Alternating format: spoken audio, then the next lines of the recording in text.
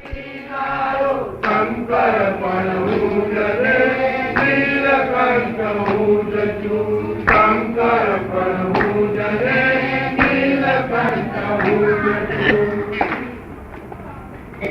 જગત નું ઝેર પીધું. પ્રશ્ન: શંકર થવા માટે શું કરવું જોઈએ? જગત ના ફાધર મધર છોકરા બોકરા આજુબાજુના લોકો ઝેર આપી જાય પોઈઝન, એ આનંદ પૂર્વક પીવું અને આશીર્વાદ આપવો, તારે શંકર થવાય. એવું અમે પીને શંકર થયા છીએ. ત્રિશૂળ થતાએ જગત ઝેર પીવા, ત્રિશૂળ થતાએ જગત ઝેર પીવા.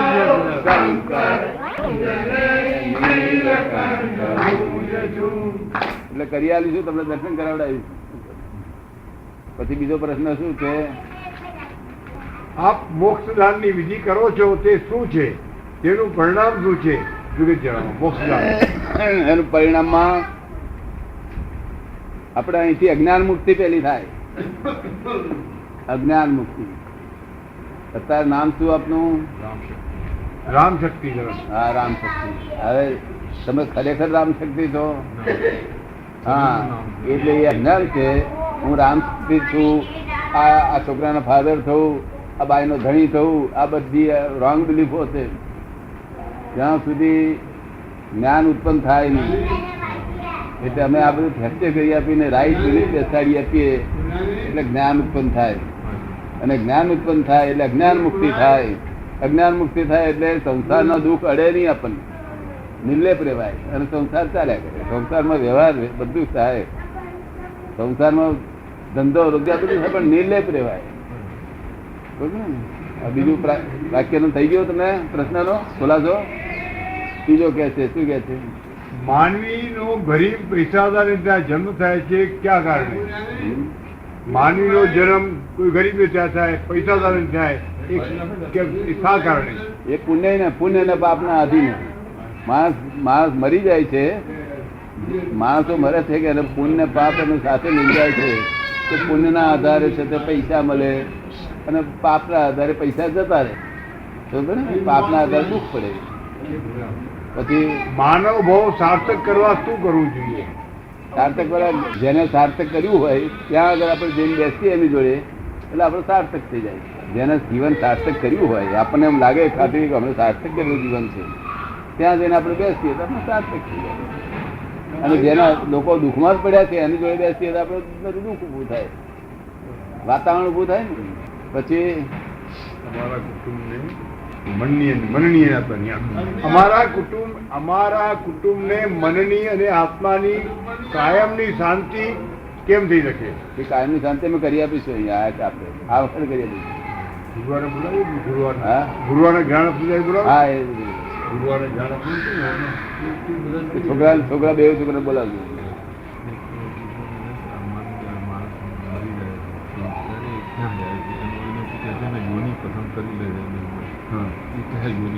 મન ના આત્મા શરીર છોડે છે, આત્મા શરીર છોડે છે ત્યારે એ યોની બધી આવે છે. એ કઈ યોની પસંદ કરે ને પુરુષ ને પુરુષ કેમ થાય છે, સ્ત્રી કેમ પૂરી કેમ પુરુષ ના થતી, પુરુષ કેમ પૂરી ના થાય.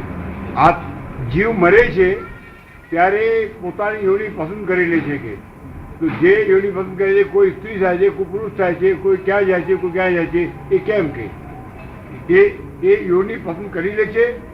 પોતાની યોની પોતે પસંદ કરી લે છે? પોતે પસંદ કરતો નથી, પોતે એના કારણો છે. એના સેવા કોઈ ગધેડો થવાનું પસંદ કરે જ નહીં. આપણે કઈક તારે ગધેડો થવો છે ના, પણ ગધેડો થાય એવા કારણો એવે એટલે એનું કાર્ય રૂપે ગધેડું થઈ જાય. આ સમજ ને, કારણો જેવા કેવે આમ તો ગધેડો કોઈ થાય જ નહીં. દેવ લોકો જ થવું છે, લોકોને દેવ જ થવું છે. ગધેડ બધેડ થાય ને, કૂતરો ગધેડા બધા થાય ને, પણ એના કારણો છે એટલે કાર્ય થઈ જાય. એટલે એવું એવા કામો કરે એટલે કર્મ જેના કર્મ આપણે કોઈ ભણવા નહીં કે કોઈ ઘરમાંથી બહાર કાઢવું હોય તો દુઃખ થાય છે. એટલે આ શરીર જયારે આત્મા શરીર છોડે છે એમને દુઃખ થાય છે કે ક્યાં ઉભો રહે છે, ક્યાં જાય છે, કોણ લેવા આવે છે. આત્મા જયારે જીવ જયારે દેહ છોડે છે ત્યારે કેટલું દુઃખ થાય છે. હા તો એ દુઃખ થાય છે એને કે ક્યાં જવું છે, શું થાય એનું તે વખતે ભાન થતું નથી કઈ. તો એને કોણ લેવા આવે છે, કોણ એનું લેવા શું આવે થાય છે? એનું શું થાય છે? એને કોણ લેવા આવે છે એનું શું થાય છે? આપડા લોકો કે છે કે જમરાજ લેવા આવે છે, યમરાજ જમરા કે છે ને લોકો બધા જમરા કે છે. અને પાછા લોકો શું કે છે, જમરાના દોત મોટા મોટા દેખાડ્યા ને એનું બિહામનું સ્વરૂપ દેખાડ્યું. લોક ભડકી મર્યું છે કે આ જમરા છે તે આવે છે, માણસને લઈ જાય છે. અને કૂતરા રડે તારે કે છે કે જમરા આયા, કૂતરો રડે હવે ખોટું ભાઈ બેસાડી દીધા છે આ લોકોએ. શું થયું છે? જમરા નામનું જનાવર હિન્દુસ્તાનમાં નથી. આ વાત જ ખોટી છે. તાર શું છે? નિયમરાજ છે. શું છે? નિયમરાજ હતું, તેના જમરા થઈ ગયા. શું થયું? નિયમરાજ નો વાંધો છે કઈ? નિયમરાજ એટલે કાયદેસર, કાયદેસર. એટલે યમરાજ નામનું કોઈ છે નહીં. આ ખોટી ભડકો બગાડી. આ જીવાત્મા જાય છે કે આ શરીર જે છોડે છે, શરીર દેહ જીવ જે છોડે છે, દેહ છોડે છે પછી જાય છે ક્યાં? એ યોનિમાં જ પકડે છે. તરત જ યોનિમાં. મતલબ કે બે પ્રકારના જીવ. બ્રહ્માંડમાં ફરે છે કે યોની પર? એ બ્રહ્માંડમાં ફરે છે કે યોની પકડે છે? ના, યોની પકડે. અને બ્રહ્માંડમાં ફરનારા 1-2% હોય. 1-2% ની યોની પ્રાપ્ત થાય નહીં, બધાને નહીં. બધાને તો યોની જ પ્રાપ્ત થાય. 1-2% બહુ બહુ દુષ્ટ હોય ત્યારે 1-2 ને યોની પ્રાપ્ત ના થાય. એટલે આ શરીર વગર ભટકવું પડે. એને પ્રેત યોની કહેવાય છે. પ્રેત યોની. આ શરીર ના હોય, સ્થૂલ બોડી ના હોય. એટલે સ્થૂલ બોડી ના હોય એટલે કાર્ય સી રીતે કરે? ત્યાં કોકનામાં પેસી જઈને કાર્ય કરવું પડે. કોકનામાં ઘૂસી જઈને અંદર કાર્ય ખાવું હોય તો કોકનામાં ઘૂસી જવું પડે. પાણી પીવું હોય તો ઘૂસી જવું પડે. એનો ભૂખ તરસ બધું લાગે. આ બોડી નહીં હોવા છતાં ભૂખ તરસ સહન ના થાય એટલે કોકનામાં પેસી જાય. પછી શું કે છે? પુણાત્મા અને પાપાત્મા કેવી રીતે એનું વિશ્લેષણ કેવી રીતે કરવાનું? પુણ્યાત્મા અને પાપાત્માનું વિશ્લેષણ કેવી રીતે કરવાનું? હા, આ માણસ ભાઈ સ્વર્ગમાં જશે, આ માણસ નરકમાં આ જાય, માણસ સ્વર્ગમાં જશે, દેવલોકમાં જશે કે આ માણસ નરકમાં જશે, એનું વ્યાખ્યા શીખવી હતી. એ એના આજે બે માણસો બંગલાઓમાં રહે છે. બંગલાઓમાં રહે છે. બંને તો ગાડીઓ છે, બધું સગવડ છે. પણ એકના વિચારો છે તે કેમ કરીને અણહક નું લઈ લઉં, કેમ કરીને ભેળું કરી લઉં, આખો દાડો એને વિચાર ભેળું કરવાના વિચાર આવે છે.